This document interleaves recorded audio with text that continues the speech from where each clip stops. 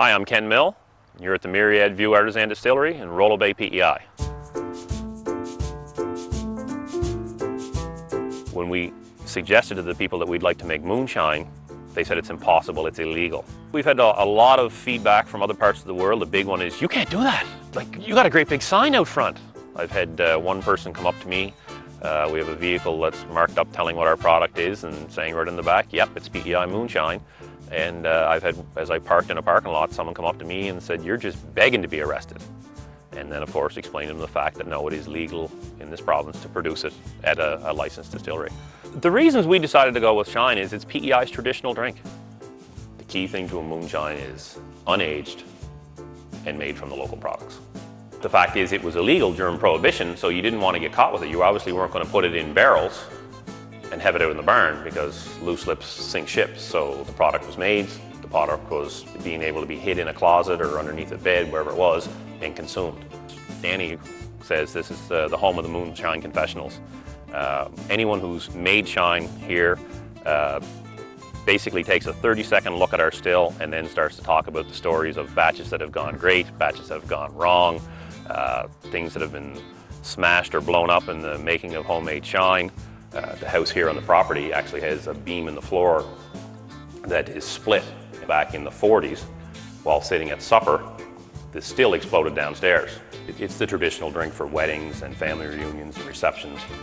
If you're having a party and some real good friends come over, everyone would always take out the little pint of shine and sort of show it off. The area is just rich with moonshining and bootlegging history. On this property, for instance, down in behind is Bear River, a small stream, and you can see where they've actually dug out the stream to divert it because that's where they had their cooling water. So the still was set up along the side of the stream. They used to bury it in manure piles. They put it in warehouses that were hot, anywhere hot, and that would be it. A lot of times they would drink it well before it hit the still. That's the way she works.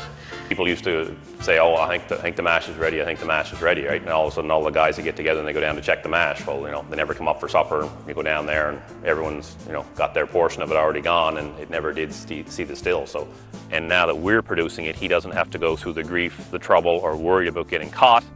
So he's no longer going to make the moonshine for the family reunions. He comes up and buys our product for it. We thought it was an important part of the island tradition.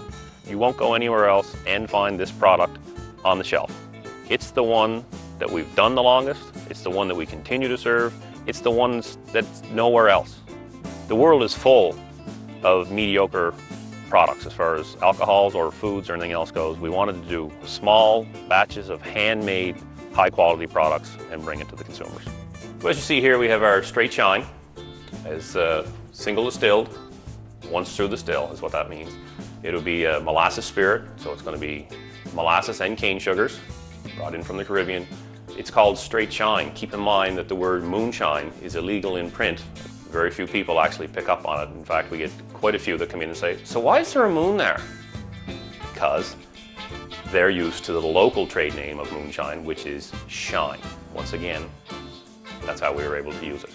So here we have our Straight Lightning, which is our double distilled, unaged product. Once it's 75% alcohol by volume.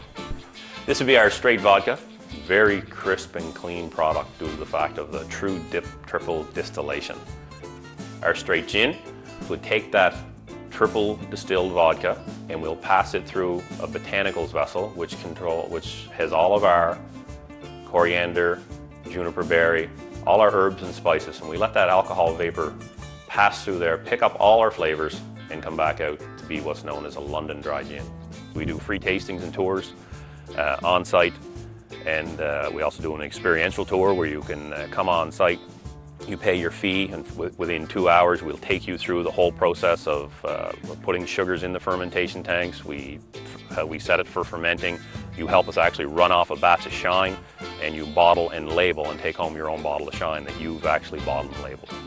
He said, did you get an email from a guy from the States? I said, yeah. In their words, I quote, this stuff is good enough to be sold out of the trunk of a car in a mason jar.